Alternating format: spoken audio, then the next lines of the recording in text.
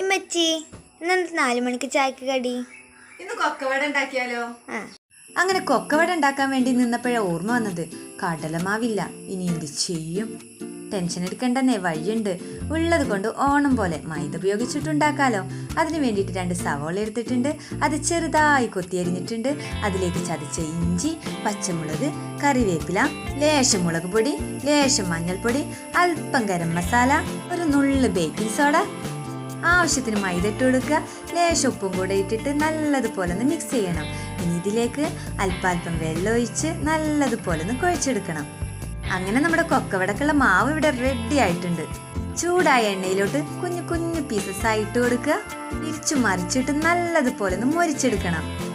അങ്ങനെ നമ്മുടെ കൊക്കവട ഇവിടെ റെഡി ആയിട്ടുണ്ട്. മൈദ ഉപയോഗിച്ച് ഇതുപോലെ ഉണ്ടാക്കിയിട്ടില്ലെങ്കിൽ ഒന്ന് ട്രൈ ചെയ്യണേ. ഇനി നല്ല മഴയൊക്കെ കണ്ട് നല്ല ചൂട് കട്ടൻ ചായൻ്റെ കൂടെ ഞങ്ങളിങ്ങനെ കഴിക്കട്ടെ.